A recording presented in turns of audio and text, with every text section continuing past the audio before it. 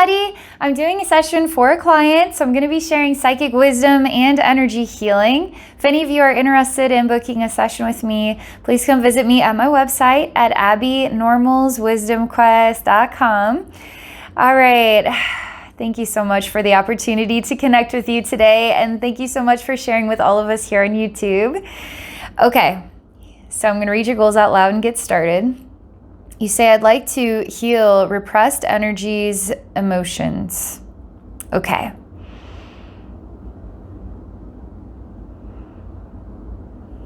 Repressed energies, emotions, repressed.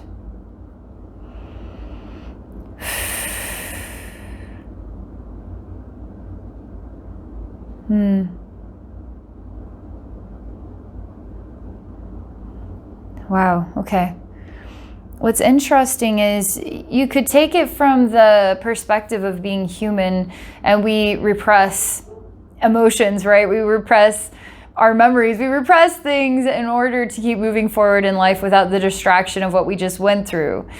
So it could be on this human level in this lifetime. It could be on some other level of repressed soul memories. You know, it could be anything. So that's repressed. Repressed emotions, energies. Okay, I'm going to relax here and get started.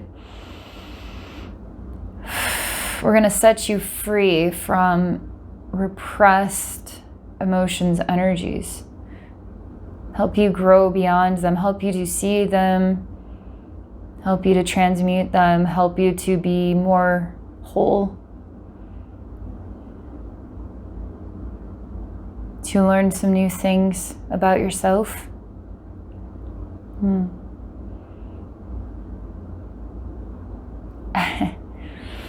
It starts out here, and there's black goo dripping on the wall, and you're trying to find your way, and it's very hard because there's all this black goo, and literally your hand and the black goo are like you're getting stuck on the wall. You're trying to use the wall to find your way down this hall, and the black goo's everywhere. So it's just a mess, okay?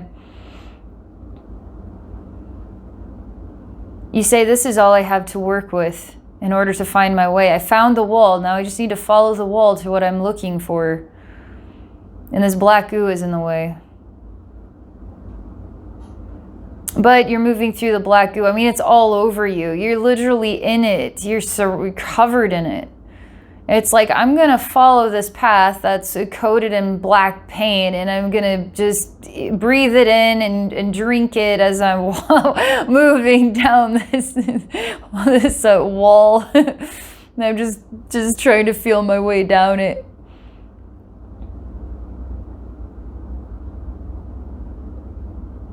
I turn it from black goo to water. And you say that's too easy. I say, do you want the black goo?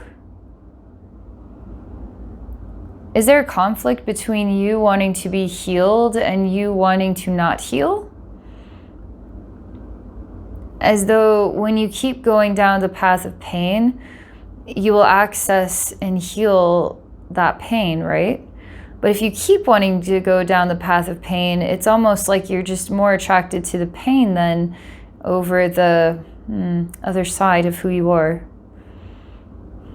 I always encourage people to go down those paths, because most people, like, we have so much unresolved, right? So much unresolved. We need to go down this path in order to heal that stuff, so we have more room for love and growth, and we get this self-awareness experience, you know?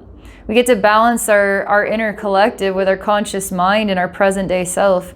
What's interesting here is that you're kind of attached to the dark and the gross and the suffering and going down this path in order to access more pain, when they're actually just wanting to flip things inside out from what is like the black goo into water. And you're like really disappointed in the black goo just becoming water, like it could be so easy, you know? So you say, okay, you're going to embrace the water instead of the black goo. You're going to try. And it's interesting as I can feel the resistance in doing this. It's the same kind of resistance in letting the love in. You wouldn't believe how much resistance to that light we have.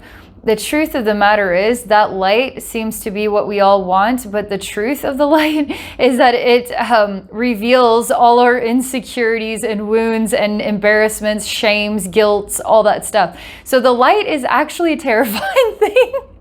When we have so much to hide from ourselves, right? So if we just let it become, you know, what it is, we let it in, we are going to be vulnerable to it. It's the next challenge, believe it or not. Seems like this is the next challenge, is to let the light in, to expose all of these dark, shadow-covered places. So we're going to do that in order to find the repressed emotions and energies.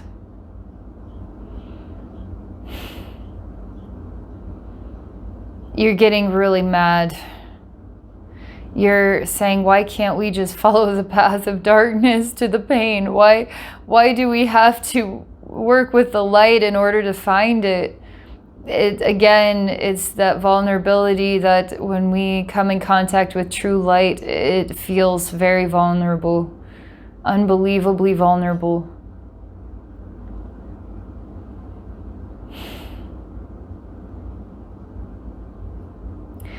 Okay, gosh darn it. I'm bringing in the light, and you take me to a scene where you're basically being dissected, but you are knocked out. I don't know if you're a dead body that we're just watching this man dissect you, but there's a really harsh, bright light upon the body. But you seem to be connected to the body and outside yourself simultaneously. And this man who's dissecting you is really intricate. I mean, and he takes his time as well. He tells me in his mind that he doesn't like it when the body moves or makes reactions, but he needs to keep the body alive in order to understand how the body works.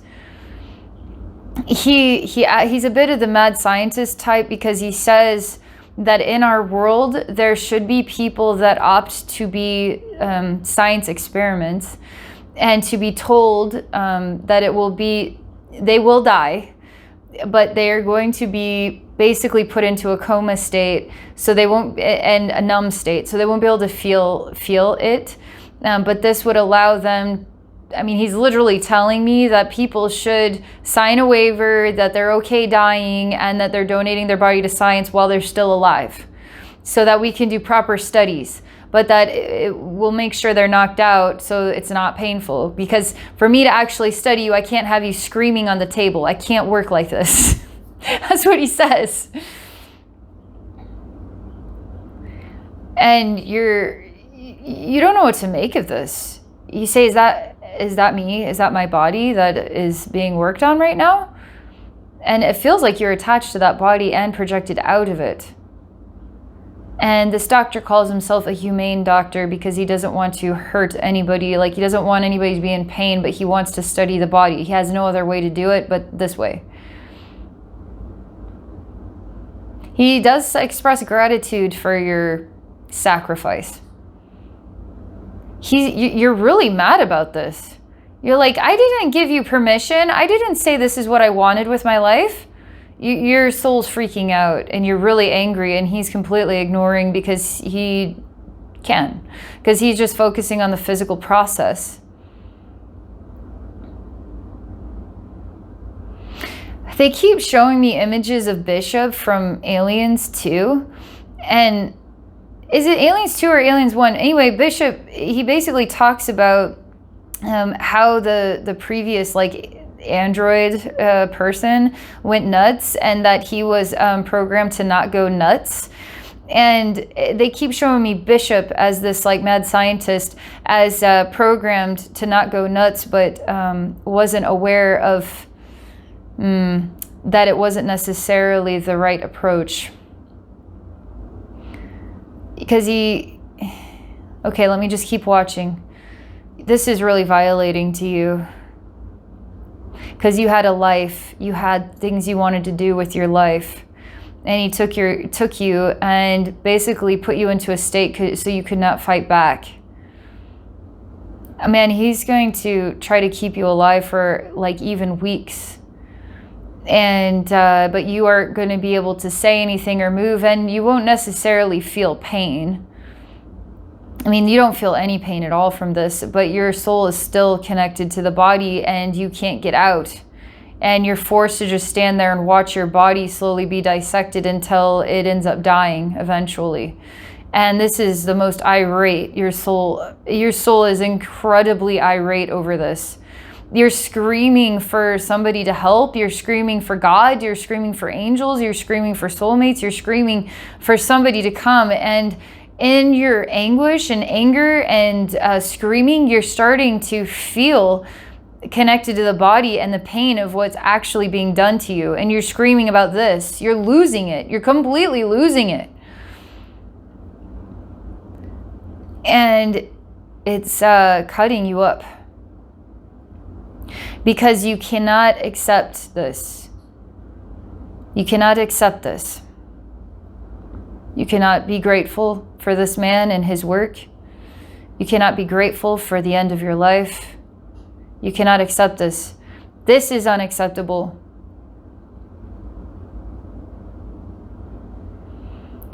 Man, you are calling in demons. You are calling in darkness. You are calling in anything and everything that will come. But it's all your pain. Now, this man is not subject to it because he's not attached in that way. He's made his choice. He's fine with it. He doesn't have any vulnerability to what he's doing. So you can't reach him. You can't connect to him because he has no guilt. He has no shame. He has no embarrassment. He has nothing emotionally vulnerable about what he's doing. You do, though. You have emotional vulnerability. Your guides want you to know about this life because they want to give you access to something that will rack your brain. That this was a human life that was actually, I mean, they showed me that it was quite peaceful. They aren't showing me how you got taken by this man. It almost is like you didn't even know this was happening. It's almost like he comes and when people are sleeping, he injects them with something while they're still sleeping and just takes the body. So it's completely humane. He feels strongly that his work is completely humane and that is going to better the human race, and that he very strongly believes this, okay? And so you didn't even know. But what's astonishing is that you're not in your body and you're watching this and you're still a part of that life. So you're now living out your final days as a soul, watching your body and watching this man and having access to no answers. Because you're emotionally conflicted and confused. And you can't move on because the body remains alive on purpose. And you can't disconnect from your living body. And this was hell. This was torture. This was a nightmare for your soul.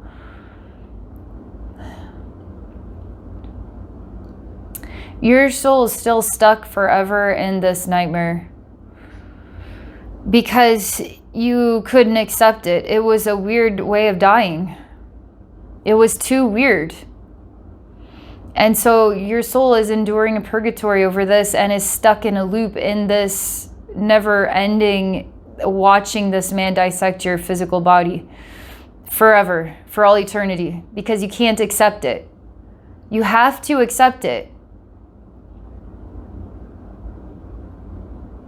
Man, the guy looks like, literally, he looks like Bishop from Aliens. I think it's Aliens 2.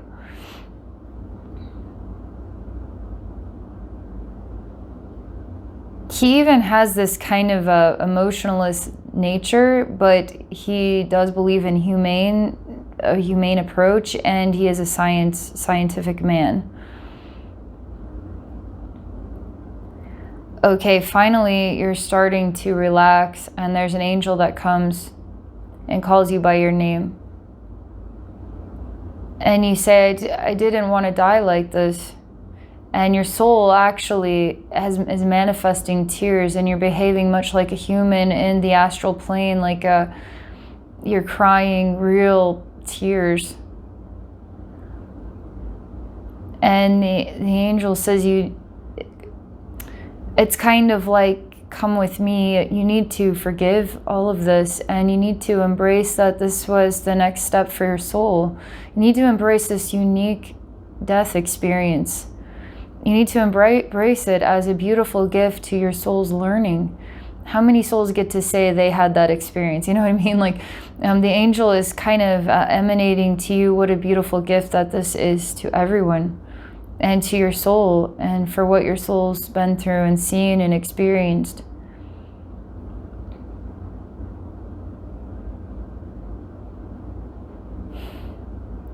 I'm going to try to place a time on this, because this man is studying the body as though it's kind of a new thing. And I guess let's just say 1600s, 1700s, he seems to have created a kind of mixture so that he seems to know that it does numb the body and it does conk you out.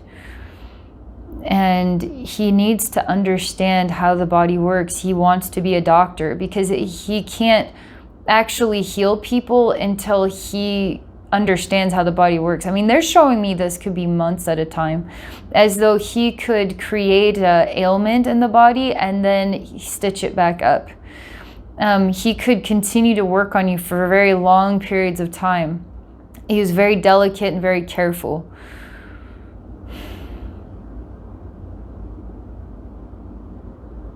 You hate this man.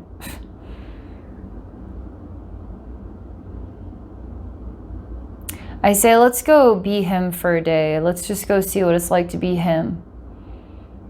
You start screaming and you say, I'll not have it. I don't want anything to do with him. I want him to go away.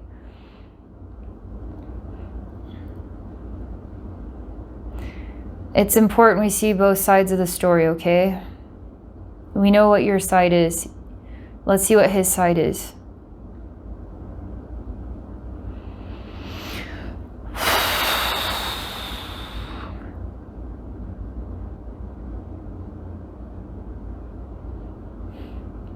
This man's very creative. He has a really incredible imagination. As in, I see there's playful scenes in his mind, and there's basically it looks like a candlestick, and it has a personality, and it's very childlike, and it seems to talk to him in his mind, and it's very pleasant. It's a very pleasant, happy energy. It's not like Lumiere and Beauty and the Beast. It's like a really funny, silly, like lighthearted candlestick that has no accent to him, you know, like it's like his childhood friend. It's more childlike than sophisticated. And he particularly talks to the color yellow and red. And then other colors come and they represent people in his head.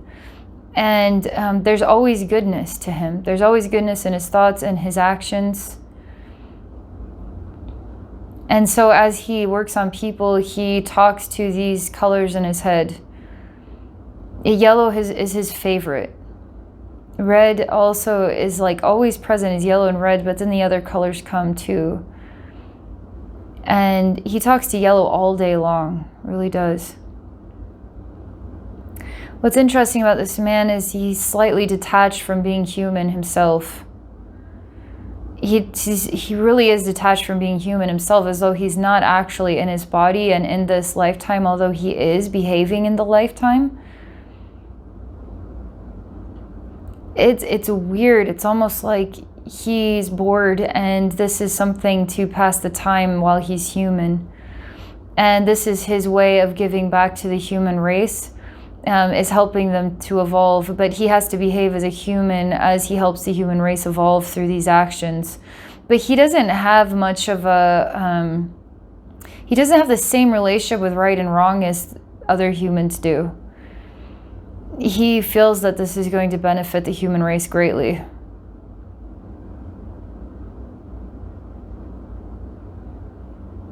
That's what his imbalance is.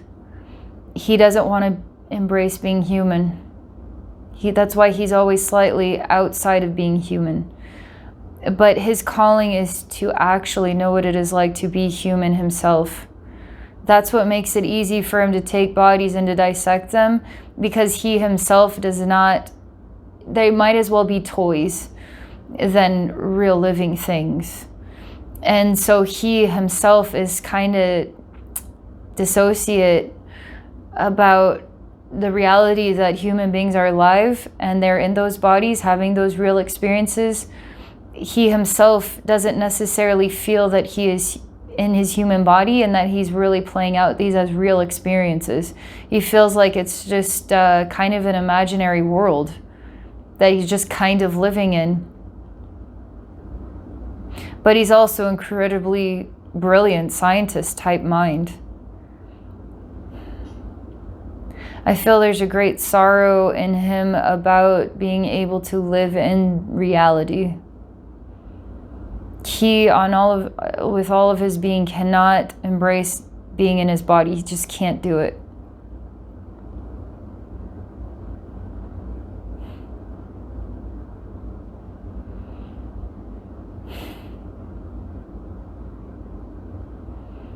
And his soul knows about this lifetime and doesn't know how to reconcile it as of yet.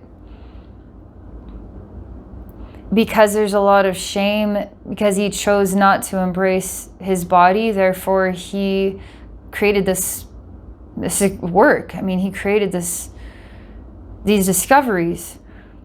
But he understands now the harm that he had done. And so he's in slight conflict between right and wrong, basically. His soul wishes, in a way, actually wishes to know what it would be like if he could actually embrace being his human self.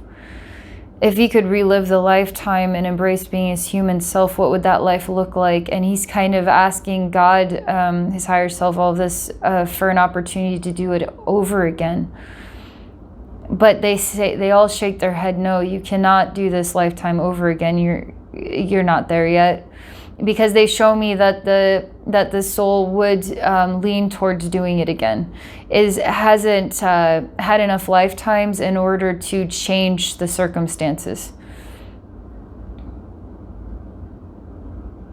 Then I see his soul become kind of like a gremlin and snap at all of his guides and snap at the love. And you watch this and you don't even know what to make of it.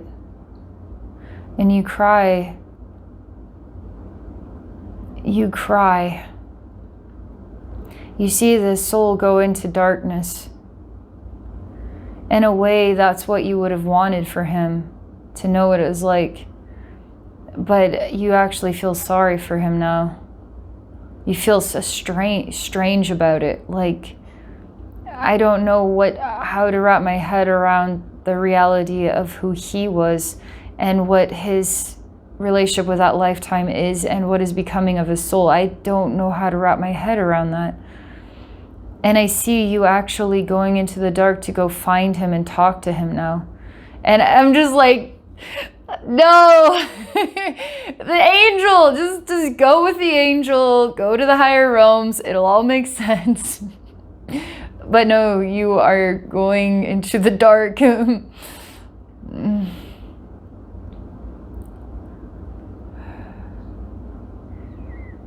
And the reason your guides tell me that this was actually appropriate, because you were in so much anguish and hell, you brought in a lot of darkness yourself. And that darkness too his soul was aware of it and went into it. And so in a way, his soul is going into the darkness you created for his own soul. And you then are going in to try to heal it, to try to heal him, try to heal yourself. In an astral plane, okay? This lifetime is still sitting there. I mean, I still see your body being dissected, but everything is timed out, okay?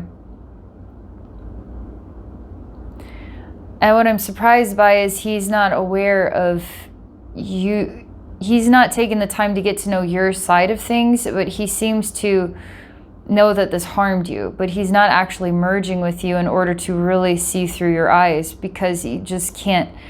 He's unable to. He's not strong enough to, okay? You're strong enough to do it. He's not strong enough to do it. I see him in a dark place and he's crying over what's wrong with me. Why was I like that? Why was that okay to me? Why couldn't I be more human? Why couldn't I have had more compassion or empathy? I see a lot of female energies around him, like mother-like energies, trying to nurture him, trying to nurture his soul in the dark. He receives only a little bit of that energy.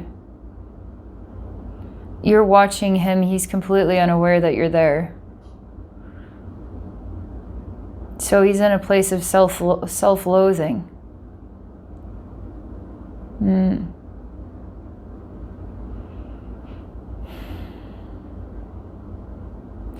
And I give you an idea that you need to take back all the darkness you created. But now you're struggling to do that. Struggling to take back the darkness that you created because you're still angry at him. And you say that maybe he needs to stay here, and maybe you need to move on. You say, I don't know why I'm attached to his soul now. I don't know why. It feels like I'm going to have to go through this with him. Okay.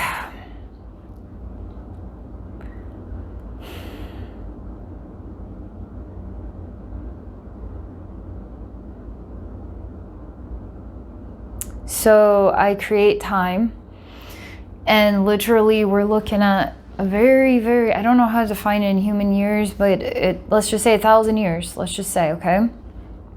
And you're just sitting with a soul in this dark place, and nothing is changing. You're both in a place of the same emotional state in eternity, together now in the dark, and nobody is really healing here.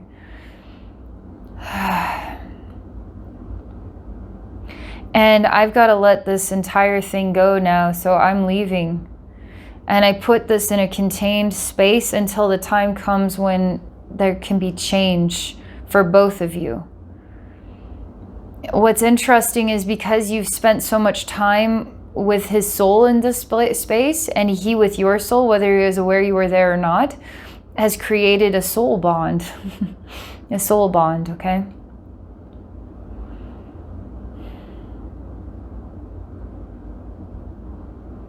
I go to a really high dimension, and I feel like I'm holding on to a lot of baggage. Like I'm really sad that you did that you made that choice, because you didn't have to. Like,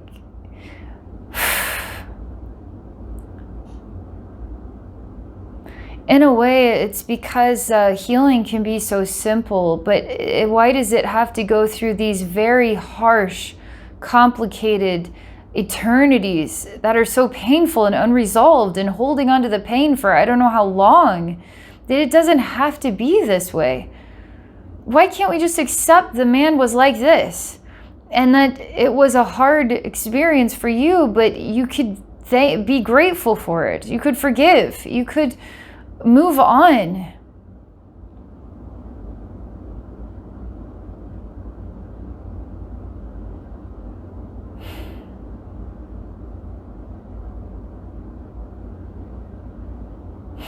It's interesting because it's creating a soul bond for me with you and this other guy. Because I can't save either of you, because you're going to have to save yourselves. And I know that when you're in a place that you're cut off from the light by choice, and you're going to have to save yourselves, it may be like, it may be, who knows, 100 cycles of eternity before you ever leave that place. It may be so old and forgotten about that it may never resurrect. It may never leave that place. It may be forever, literally forever. And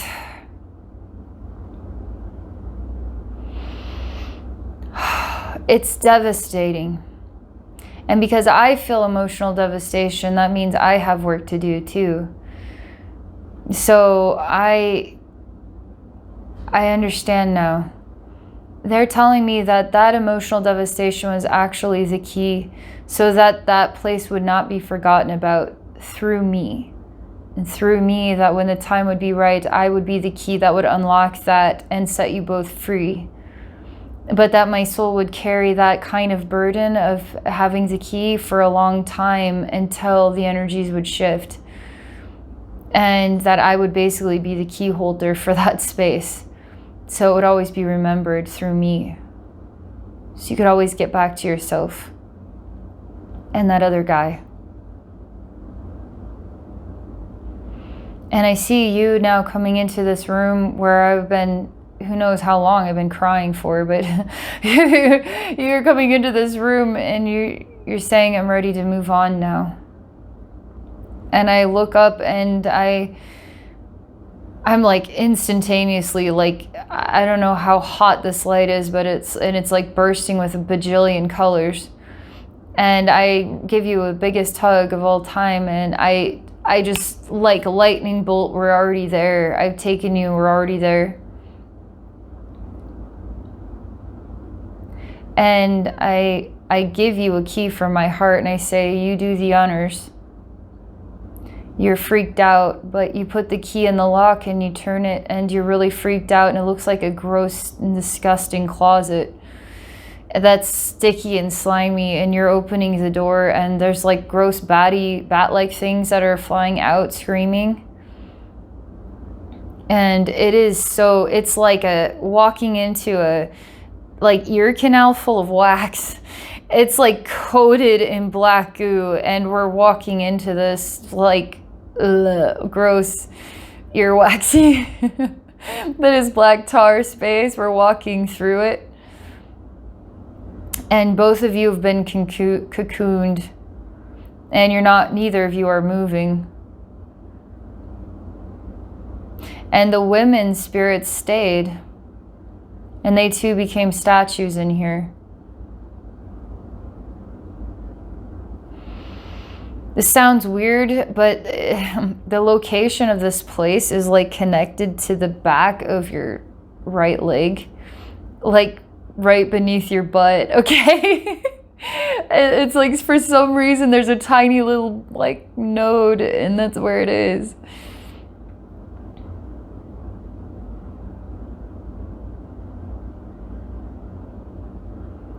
Just us being in here is changing the vibration, and there's air. And it's breaking down the substance, it's drying it up, and everything's cracking. There's lots of weird insect-like things. They're really tiny, and they look like, when you're on the wrong station, it goes on the TV, and it's like black and white. It's like these little insects look like black and white, and they're just kind of leaving the space.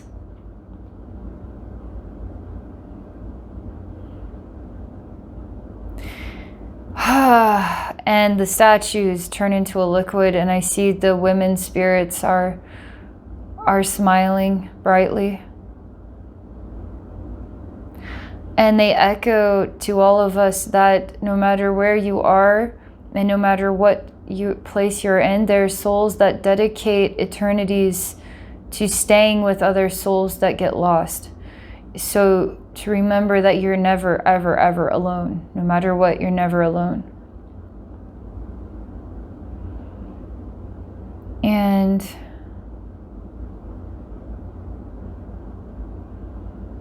he finally sees you, and he cries and he says, "Why are you here?"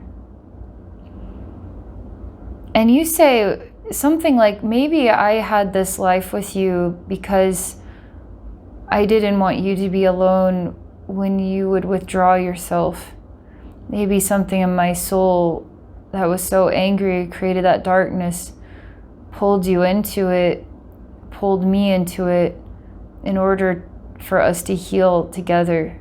Something, it's meaningful, okay? Like, maybe we cross paths for a really profound and unimaginable reason. He says, but like I failed you because I didn't understand compassion, basically. And it wasn't, he really felt this was lacking compassion, because once he understood what the soul went through, and that there was more than just a physical that he was working with, like he understood what he was lacking, and he was disappointed in himself. That's why he withdrew into your own darkness.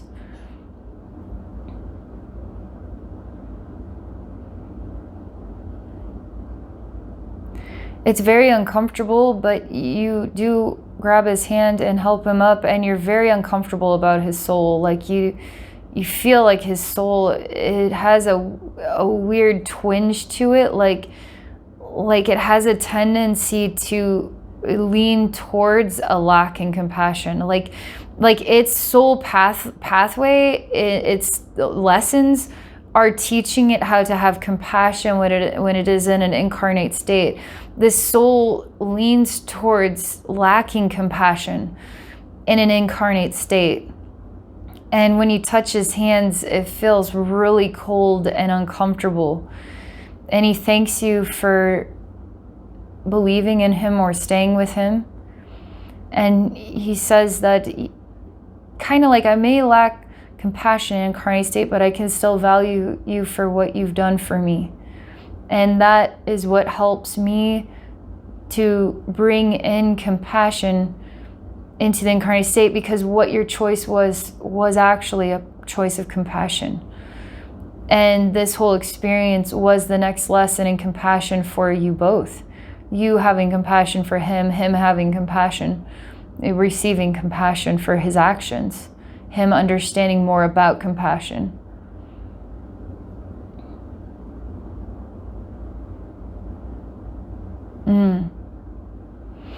This whole place is turning to like a really hot flame, and it's just everything's disintegrating around. But both of you need to move on now. I mean, I feel like this is getting disorienting and exhausting, because it's time to go. It's like we went to the Christmas party, it's 2 years later and we still haven't left. This is getting old, people. Like, can we leave yet? Can we go now? Is this like really overstaying our welcome here?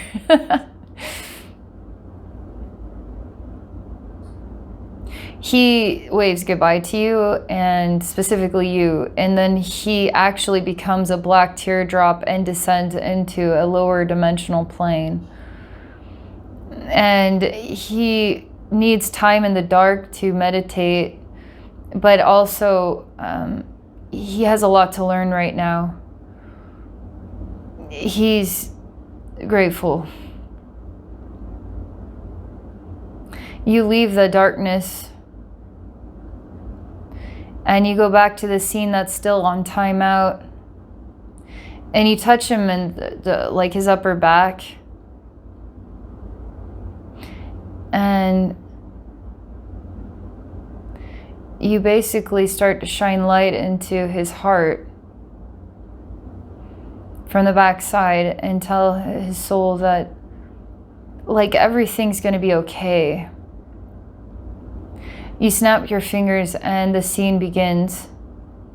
And this time, your soul lets it go and says, I accept this man's choices and I accept my death. And the angel is still there, waiting for you. And you walk away from the body, and a weird thing happens, because you leave with the angel and then the body suddenly dies when it should not have.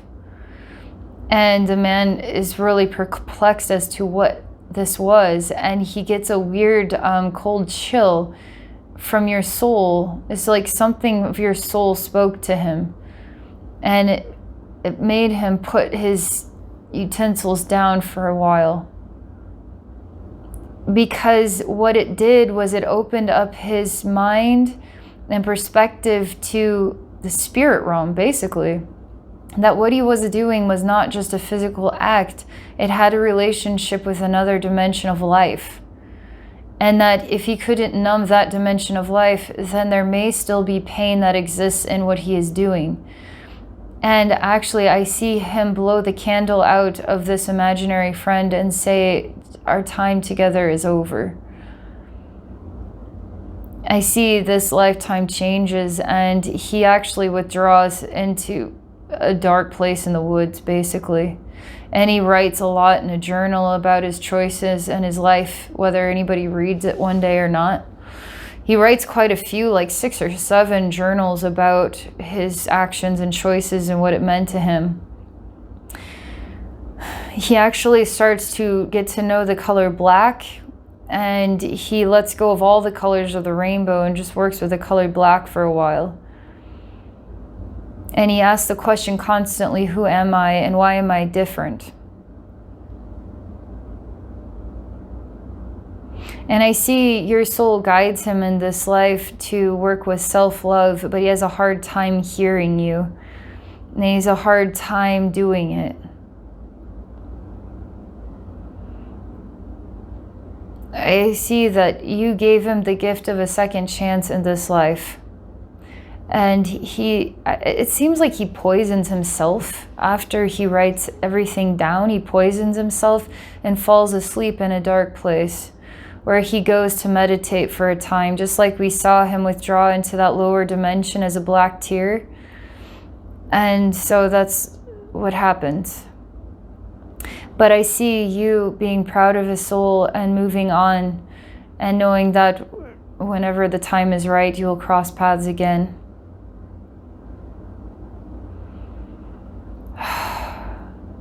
So there's a really long pause right now. It's just sort of, we're just all catching up with ourselves here. Catching back up with reality, present day reality.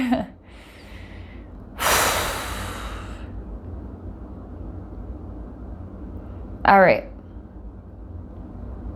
What other repressed emotions, energies are there that it's time to reconcile?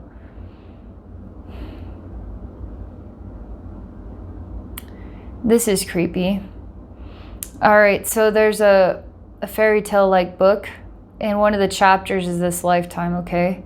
And there's a creepy thing that's made out of a dark energy and even has like a lamp with a flame in it, and he's kind of a hunched over, it's just like a black blobulous energy thing, but it's always circulating, and it has a very creepy kind of smile and look in its eyes as it turns the page to the next thing.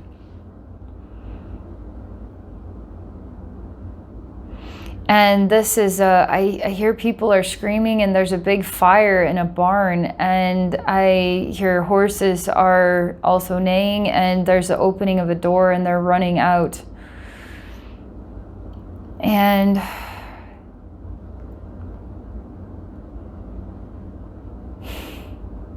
there's a long time looking at this fire. There's a feeling of loss, feeling of disappointment. Like when you build something and then, like the barn, let's say, is a being. And so when the barn catches fire, then the being dies, and you watch the death of that being. And you build it with your heart and your soul. You build this barn with your heart and your soul. So for it to go up in flames is like watching one of your own children die in a fire. That's how emotionally sensitive you are to this event. And you feel a great loss, like a funeral over the loss of this barn. And you don't know how to rebuild it. What's interesting is everything that there's a sense of magic to you in this life, because you have a very strong desire to put yourself into literally everything that you create in the physical world. So your house, your barn, your farm, everything has your soul in it. And when you weave the creation, you do it so delicately and with such patience and with such like dedication to the gift of your own soul that it is a living organism. It becomes a living organism, one of your own children. And I see 3 years pass and you can't rebuild the barn. You say it would be like one of your children dying and then just replacing it with another baby. You can't replace. You can't replace what is lost. It'll never be replaced. And if I'm not gonna lie, this is the most interesting thing, because to me, I'm just scratching my head like, it's like, wow, who would have thought that so much passion could go into a single barn, you know? And like, why are you withholding yourself from building another barn? Like, you're really putting a lot into this. You say that what you feel inspired to do after all these years is actually to move on and to give of your creations to another family, because a part of your soul died with the barn. And you need to become a wanderer in order to find yourself again. That's what you say.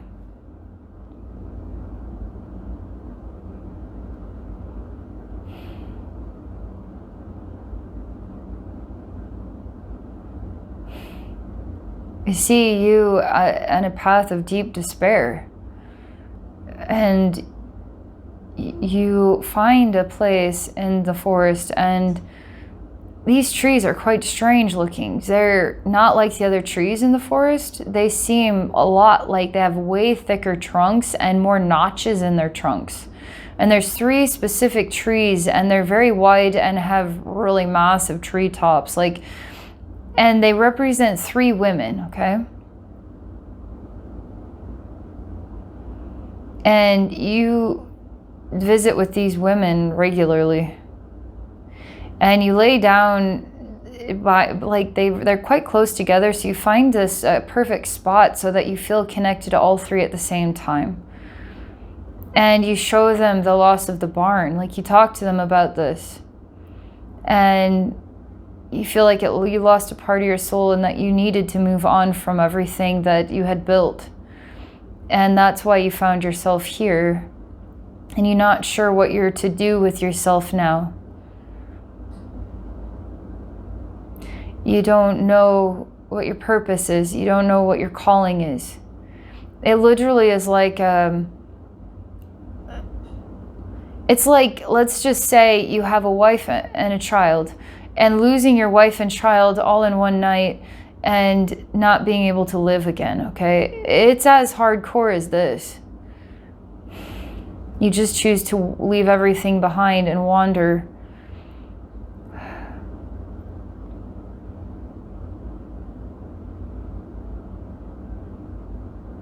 And I see you fall asleep in between these 3 trees. And I see there is quite an interesting looking elvish girl, and she has ultra white blonde hair and very long.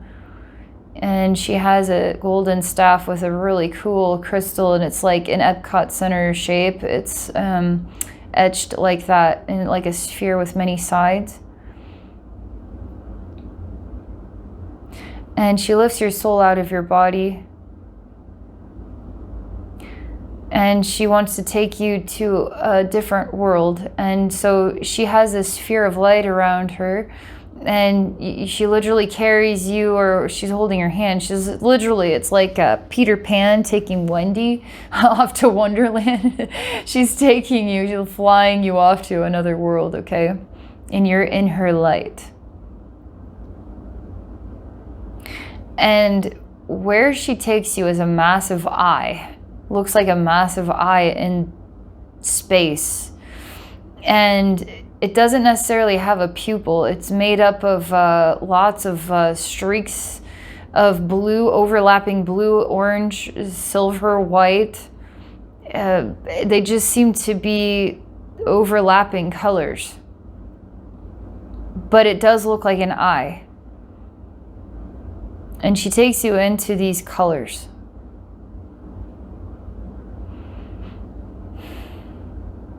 And it feels like you're swooping down, like in a circle, like you're going 180 degrees from the North Pole to the South Pole as you enter into these colors.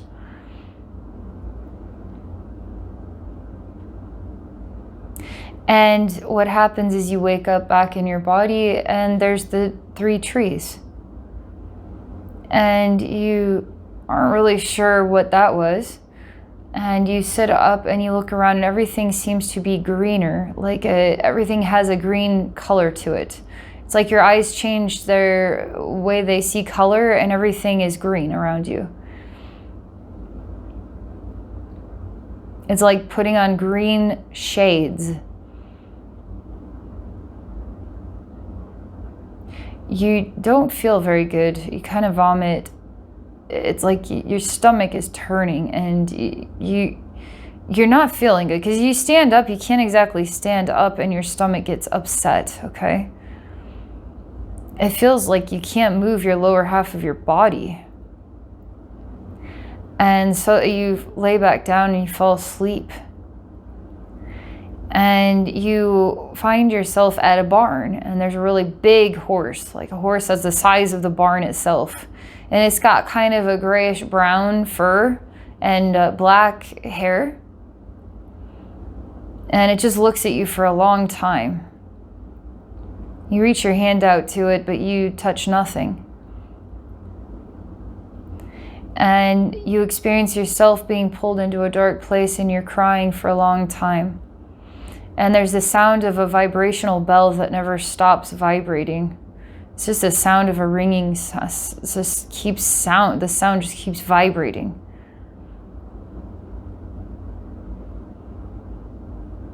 And you're getting sucked into a lower dimension now. And then you wake up in the forest and the 3 trees. And everything looks like it has a black haze to it. Like, again, you have sunglasses, but this time they're like a darker shade, okay? So everything's like a darker shade of itself. But everything's just black, kind of got a darker hue to it. And now you're pretty paralyzed and you try to move your arms and you're just not able to get up and you just literally stuck now laying on the ground right here. And you're not afraid of this. With your eyes you look up and you see through the trees as though there's nothing in the way. And you see a man riding a horse in the sky.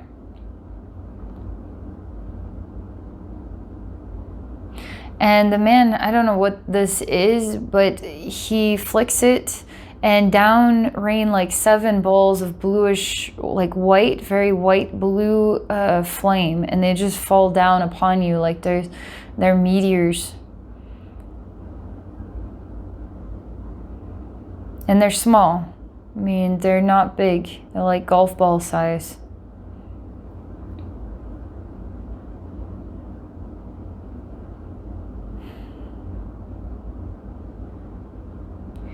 And you decide to leave your body and you decide to go off and explore. And you find yourself struggling to find your way. And you're always running into a wall of some kind. You can't move through the wall. And it seemed like quite a large place until it started getting smaller and smaller and smaller until you were completely boxed in.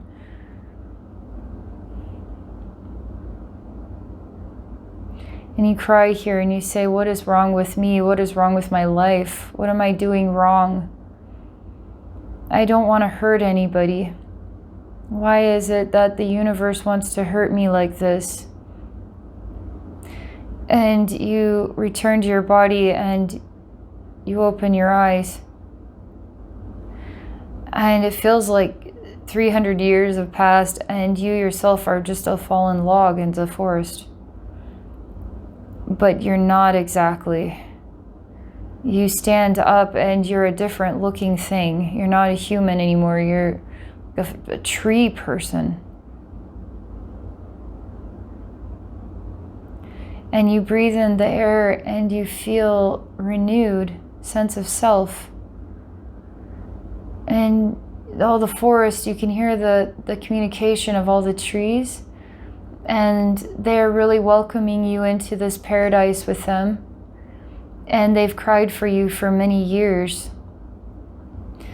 in order to help set you free from the burden and the suffering you were going through in your life. And their dreams and their will helped you to transform into a being of the forest, that you could live a happy life with them. You don't understand because you don't understand how to be this thing. You only understand how to be human. And you see that elvish girl that took you into the eye. And you're kind of angry with her, like, oh, you started this. And she touches you on your head and gives you memory of so much information. You suddenly become connected to the planet. You suddenly become a part of the planet and all the consciousness that exists here, and you suddenly understand everything about the universe. And in that moment, there's a loud hush that overcomes you. And you don't even know what to say or what to do. You actually grow roots into the ground and you remain a tree of the forest.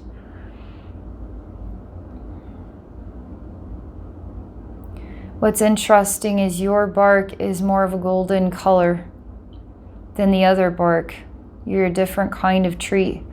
And I start to see that other humans had wandered into this forest and were slowly transformed by the forest itself, which is where those 3 odd trees came from. But what's beautiful is these incarnate souls that were human and returned to the earth, or the nature energy, through some profound process of transformation from human to tree. It's so weird. What's interesting is your soul feels still incomplete.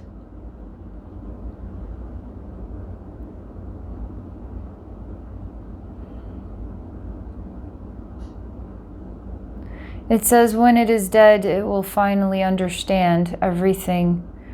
It understands so much, but it still feels this burden in its heart.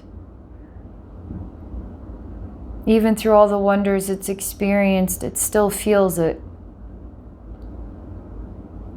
But the guides say no, that this tree, you must find a way to resolve that burden in this life, because so much was a gift.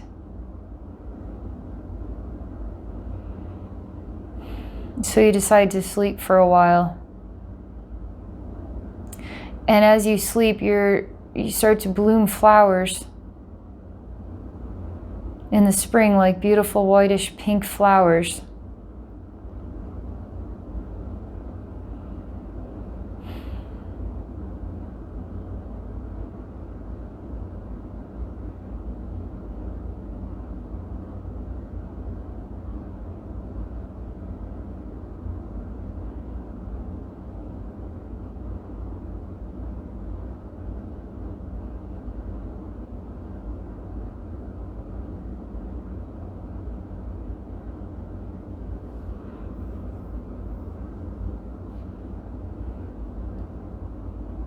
I'm just experiencing being you, sleeping. I mean, there's so many birds, there's so many animals that have nested in your tree. There's so much time that has passed. And I tell you in your dream that you need to make a decision to embrace your life. And that will give you your heartbeat, no matter what it is, to embrace it.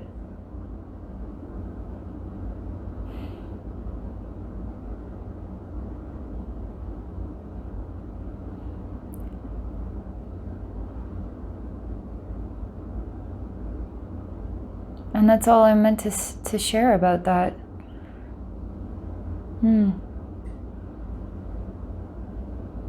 That's what you're meant to know about. Thank you so much for this experience. Thank you so much for sharing with others here on YouTube. That was really interesting. All right, well, I hope you all have a wonderful rest of your day. Thank you all for watching again. Take care.